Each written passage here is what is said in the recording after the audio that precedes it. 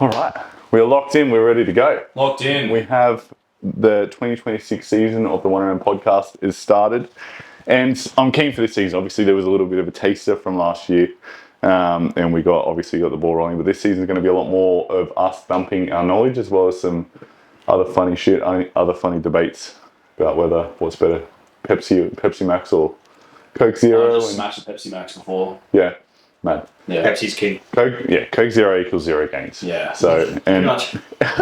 any client who says it otherwise can take it up with the big dog. Yeah. Anyway, how we been, boys? How's 2026 going for you guys? Good. Good. What'd you get up to over Steady Christmas? start, but it's picking up. Things are getting. Christmas. My parents were over, Yeah, nice. which was great because I hadn't seen them for 3 years. And where are you from? Because no one knows, eh? Wales in the UK. Yes, it's its own country. It's not part of England. Yeah. Right. But yeah, they were over, which was great. Hadn't seen them for 3 years. Yeah. So I decided, you know what, I'm just going to let the training and nutrition just slack off and little enjoy bit. this family time. But now it's time to turn up the heat again for 2026. Nice. And you're getting ready for our photo shoot, which is happening in April, May. Yes, exciting. I'm going to be nice and lean for it. Very nice. Yeah. I'll be sick for that one. That's okay. I'll be lean. Yeah, you'll be on your way. I'll Very be much ready. on your way. Yeah. What about you, sir? You're obviously back in the motherland. Yes, the riff. Yeah, man. I mean, yeah, Found your new moved home. back down, and sort of business has been picking up really well. I think, everyone I think who runs their own business has maybe hesitations or second guesses, and sort of just dove head in. I've been pushing really hard and reaping the benefits. So that's been really good. So Nice. yeah. Awesome. Well, today we're going to go through, because I know that we obviously all train clients face to face. We got some face to face clients. I know myself and yourself have trained some online clients to really push them, and I know Ben, you push people in your sessions as well. And today I wanted to go through, obviously everyone goes to the gym these days, right? Like pretty much everyone trains. But why would someone not look like they lift if they're training 5 days a week? So I guess the main talking points, which I've actually got some notes here because I actually did some research. So I guess first talking point is obviously people they're obviously in the gym, everyone's in the gym training, but they've been training, let's say someone's been training for say 2 years and they got some really good newbie gains at the start. Great. What's happening now that's stopping them from making progress? Ben, what are some common training mistakes? What do you think that someone who is, I guess, a newbie to intermediate lifter needs to do to get to that experienced advanced level? Having no intent with their training. Yeah. They just go, they train, they push hard, they go home, they eat without tracking it, so they don't know what's in it. Yep. And possibly every single weekend getting on the beers with the boys. Having no structure, no routine. Yeah. That's a big one. That's probably the main one, I'd say. Yeah. Just kind of going in blindly. Yeah, going in blind, yeah. No intent behind any of it. And that will work. Like if you go in blind and have some fun on machine, and especially in the first year of training, you're going to see some results. Yep. But after that, it's like you're kind of just going in and visiting a gym. We're not really training. You're just going in and saying hello to the girls at the front desk. Social club. Yeah, it's social club. That's all it is. And if you're happy to cop it as a social club, like half the people at the gym, then happy days, no dramas. That's what you want, yeah. But if you want to actually get bigger or stronger or leaner and actually develop your muscles, then it's not such a social club thing. Yeah, we Little bits, dribs and drabs, like it's good to have that social connection, but there's got to be some intensity and intent there. So You're there to get work done. Like, of course, have a chat here and there if you make something. I'm not saying just shut off to the world and do your thing, but still do the thing. Yeah. So in terms of structure, you mean obviously someone needs to train needs to get a proper program, right? Proper program. Cool. What needs to be thought about in the programming side of things? What are some things that are taken into account for if you're programming for an advanced lifter? What are you thinking about? Well, it depends on their goal, I guess, as well. Yeah, cool. So they're trying to put on muscle mass, they're trying to look better. Yes. What are you kind of thinking of for someone that needs to kind of be in their program? If it's somebody who's quite advanced already. Or intermediate wants to get to that advanced level, you know what I mean? Right. They've been going for like 2 years, so okay. All right. I'd probably give them legs push pull. Yeah, cool. Get them training the body parts, like the major groups. and not just going in like because then that way straight away it's like, what am I training today? Oh, I'm training legs today. They already know before they're even there. Yep. They've got intent behind it. Yeah. I put them on something like that. Yeah. Try and find their weak points. Try and program for some of their weak points. Yeah. Make sure that if they have any imbalances, maybe they need a little bit more volume in certain areas than others. Yeah, that's where I was going, was volume. Yeah. So, yeah, if you want a certain body part to catch up and you just train it the same as everything else, it's not going to catch up. Yeah. So you've got to train that one a bit more with a bit more frequency, and that just, over time it catches up. So, especially if you're going through a build phase. Yeah. Yes. And on the volume side of things, if you are an intermediate lifter, what I find a lot of people do is they'll stay on the same amount of volume that they were on when they first started because they got them really good results. Now they're a little bit stronger and they're probably, I find, they're leaving reps in the tank because they know they've got 3 sets of 12. Whereas if you pull the volume back like I do for a few of my guys and say, you got 2 sets here, you got 2 motherfucking sets, and I need you to push as hard as you can, then I find that they push a lot harder. They get to that failure mark pretty close or pretty quickly, and they lift exponentially more than what they would have done for that 3 sets of 10 to 12 or whatever they've been doing when they first started, right? Yeah. Cool. So get a structured program.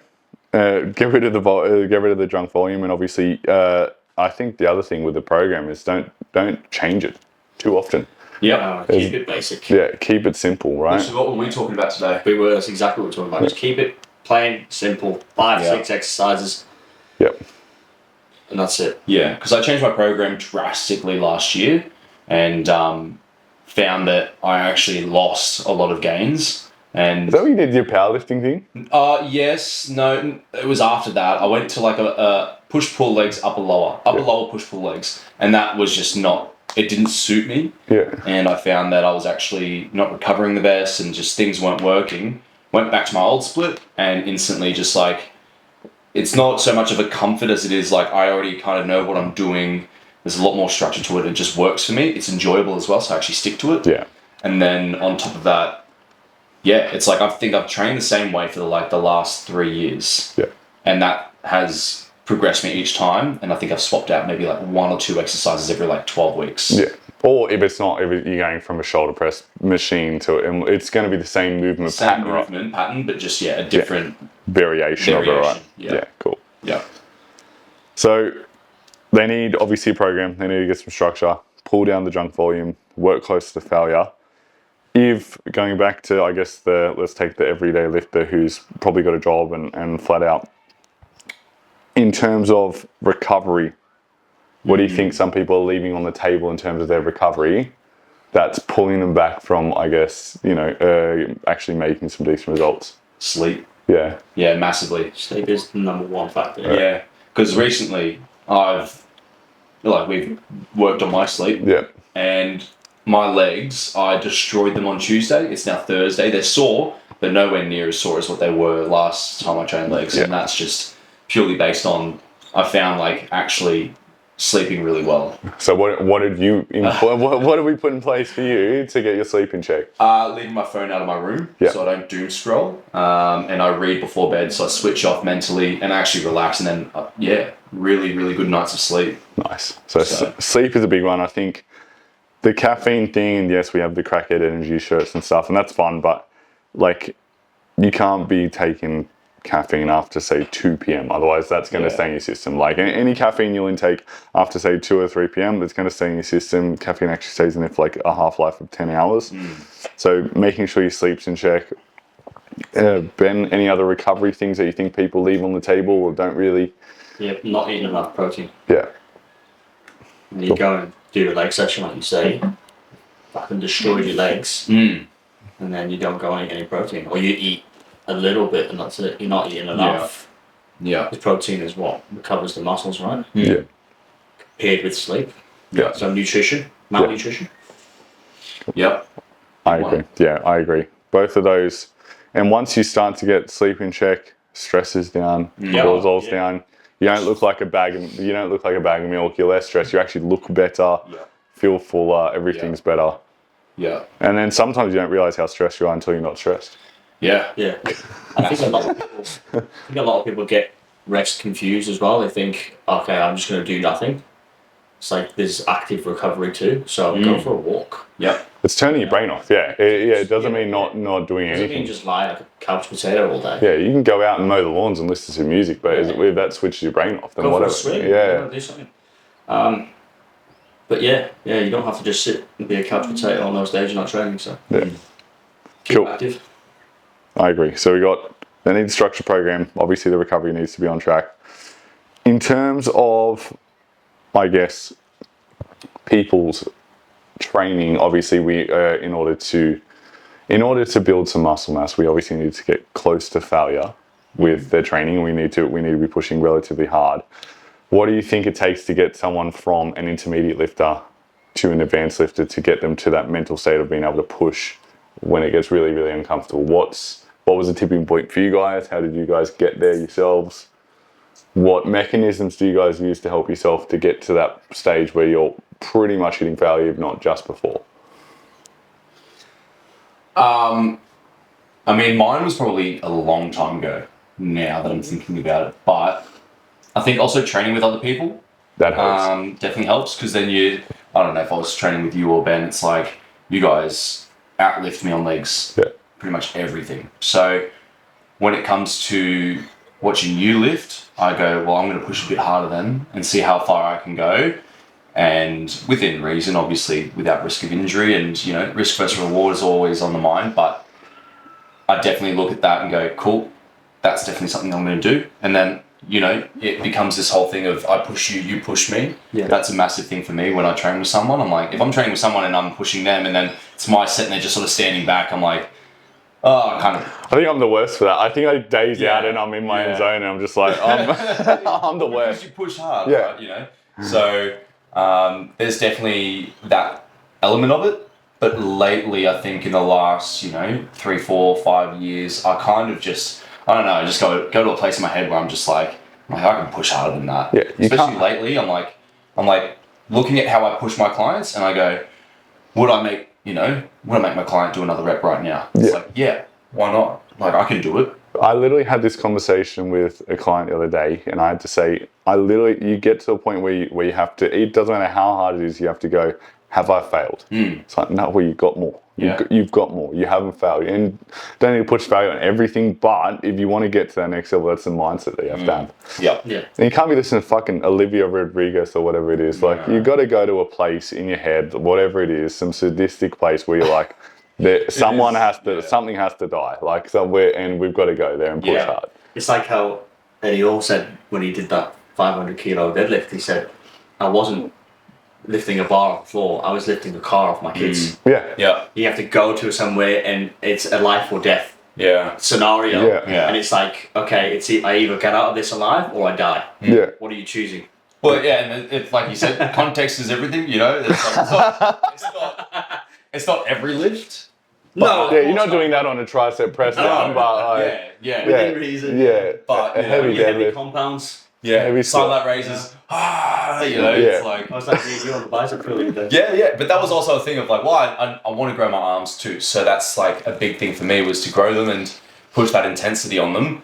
And I had plenty in the tank. Like you saw, even on the last reps, even though they were slow, I'd go again and then that rep would still come up. I'm like, I've got more in the tank. Like, I'm just going to keep going until it, without my form breaking down, without risk of injury or, so there was definitely like that element to it. So Yeah, well, I'd saying that back and buys we did together on yeah. that's the first one in a while where I've actually woken up and felt my back and biceps sore, and I thought, Yeah. oh, Yeah. I was training with him, and he's stronger in that area than me. Yeah. So he challenged me that day, and Yeah. it paid off. I think it's also like looking at like a lot of different ways to actually engage the back, like you said, with slowing our reps down. And I found like, And that's the other thing. Pushing to failure doesn't always have to mean more weight or heavy reps. It can be like performing, I guess, the rep better so that you actually get more tension, which then causes failure quicker. So yes, it's the intensity side of things, and yes, you got to send it, but there's a smarter way to train there as well, right? So yeah. And I think also not getting too hypercritical on movements. This has been a thing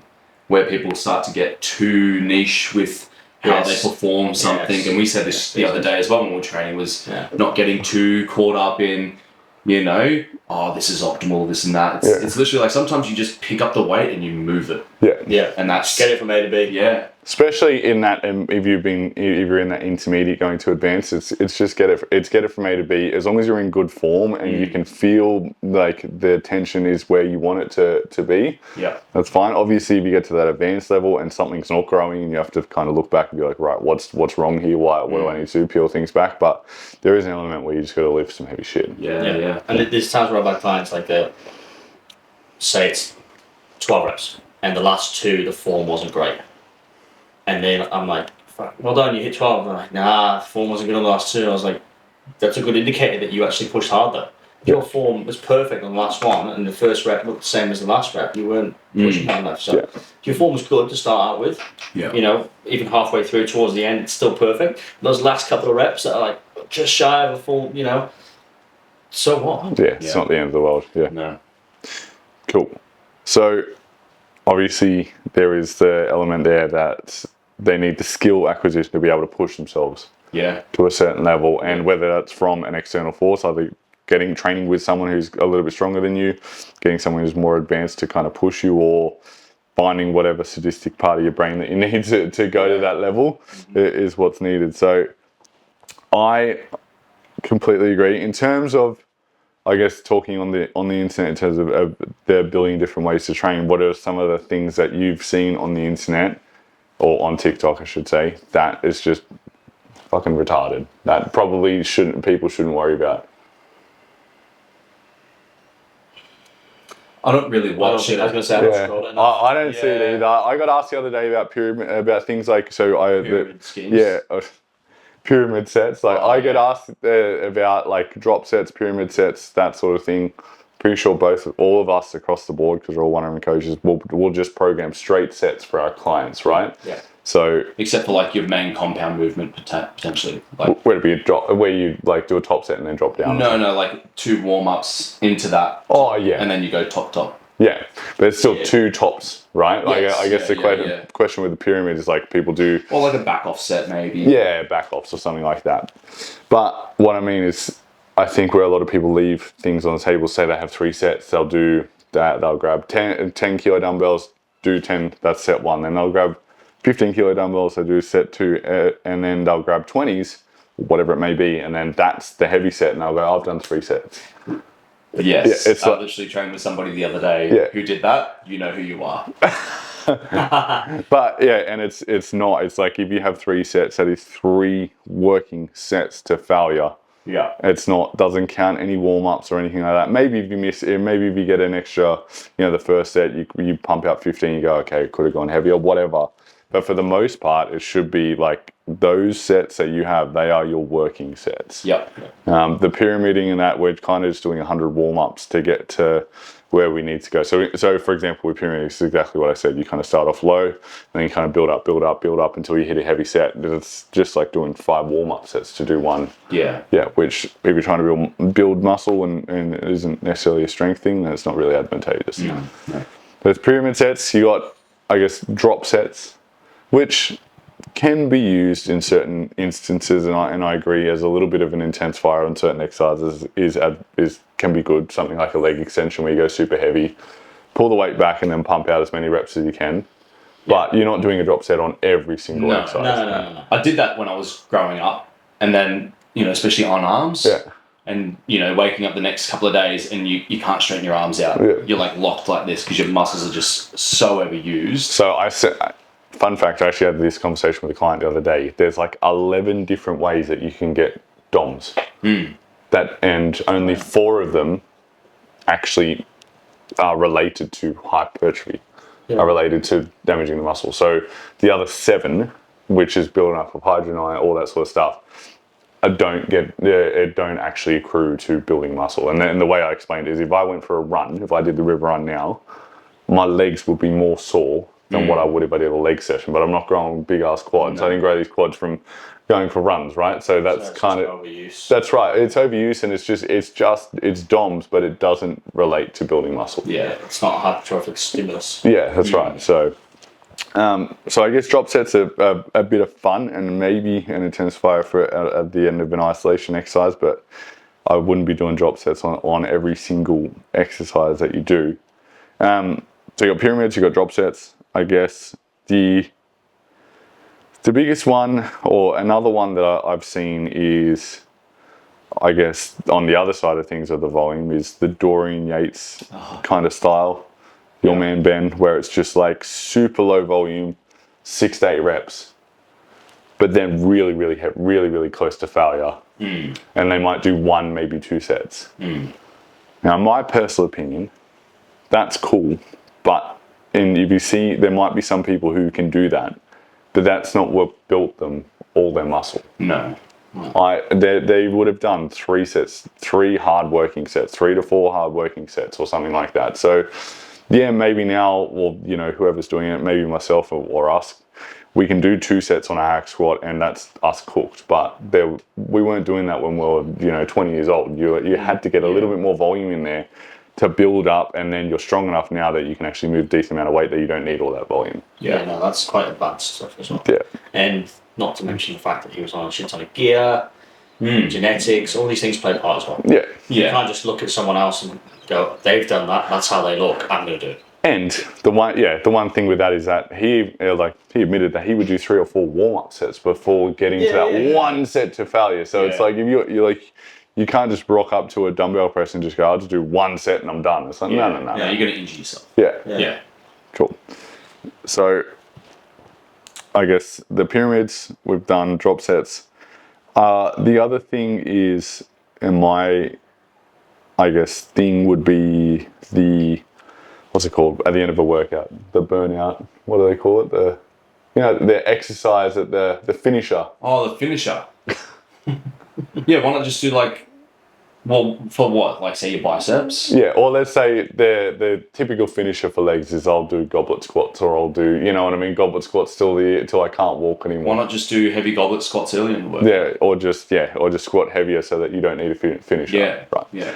Cool, which is kind of what I was getting at. So if you train hard enough, you shouldn't need a finisher. If you can do a finisher with and execute that by the end of the workout, are you training hard? Yeah, exactly. That's literally like, if I went to do, what was my last exercise on leg day? Leg extensions. And then it was like, to finish off goblet squats. By the end of, you saw me by the end of my leg session the other day, I was done. Yeah, you'd be fucked. You'd be cooked. Yeah. There's no chance I'm going and doing those. Yeah.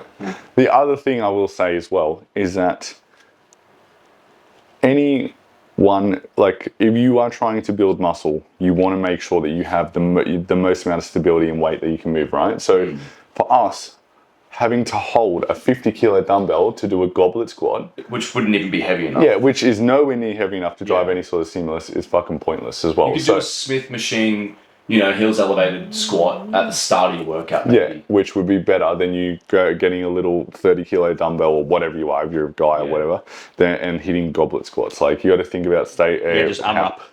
Yeah. I think people also need to understand that the pump doesn't actually give you muscle growth. Yeah.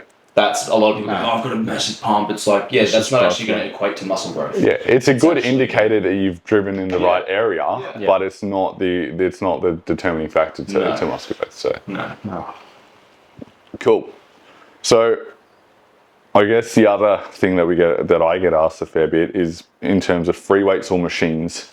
Yeah. If you're an advanced lifter, or I guess an intermediate lifter, how would you approach programming for someone in terms of free weights machines? Would you have a mix of both? Would you have just free weights? Would you have just machines? How do you guys approach? Mix. Yep. Yeah. Why is that? I have a mix.